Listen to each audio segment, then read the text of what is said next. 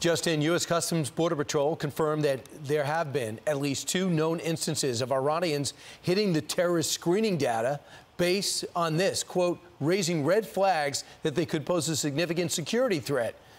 That over the past 2 weeks. This is the war with Israel as putting a frantic focus on Congress, still at a standstill without a speaker. Today, the GOP conference meeting behind closed doors ahead of tomorrow's vote. So could Jim Jordan take the gavel? Former House Speaker Kevin McCarthy wants him to and joins us now.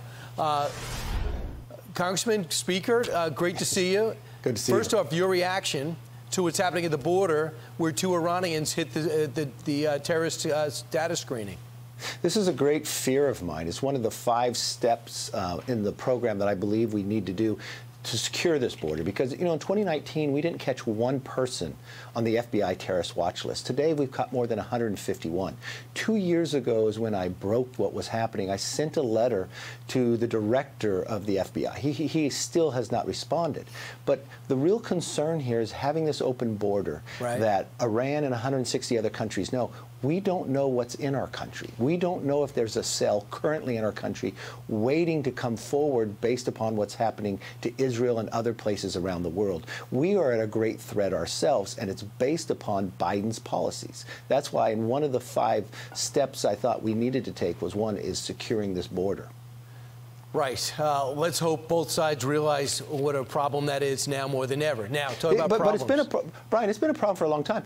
A year or so ago, we caught 2 people on different days coming from Yemen into California, and they're not just from Yemen, they're on the terrorist watch list. Do you understand how difficult it is just to get on that terrorist watch list on different days coming into California? They've come from 160 different other countries, from China, from Saudi Arabia. They're all different places, and we know from history what a few individuals can do and disrupt the safety of America.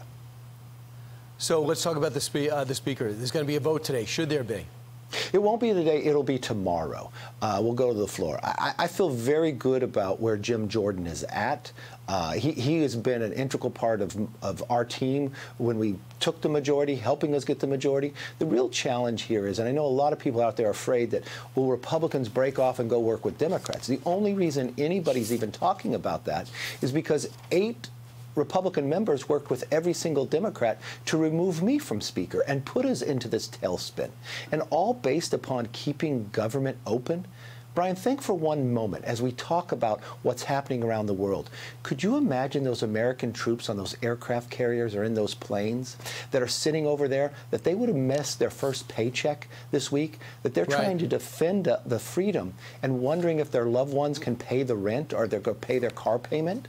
I mean, this is what's so absurd about all this, that a few 8 people worked with every single Democrat to make a political decision here to disrupt America. That's where we have to be a little calmer, show the leadership, and come together and put America back on the right foot. Well, I personally didn't think you were going to be ousted, and they did that. So if they're not able to get to 217 with Jim Jordan, Democrats are beginning to seriously entertain the notion of enabling Speaker pro tempore Patrick McHenry to take over for a short period of time. Would you back that? You know, I appointed Patrick McHenry because after 9/11, it was a new procedure. You want the continuity of government to work. He should already have that authority. Congress should be able to be moving forward because a speaker doesn't change the outcome of a vote, the bills come through committees, and while we're electing a new speaker, Patrick McHenry should be able to have the continuity of government working right now. It was the Democrats who fought to keep Patrick McHenry from having the authority in the first place. So would you, if Jim Jordan fails, do you think the caucus would rally behind extending the temporary guy?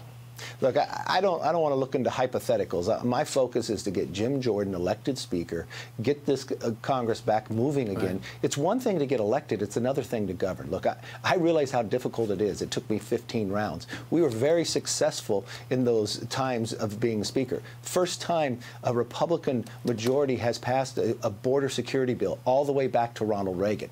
We passed a bill to make us energy independent, Parents' Bill of Rights. We cut more than $2 trillion. When the Republicans were in the majority, they actually added $1 trillion of spending. So, I mean, we've had a lot of successes. We've got to find a way to get back instead of allowing 8 people for personal purposes to join Democrats to disrupt America. They look worse every day, in my opinion, every day. Number 2 is, I give you credit.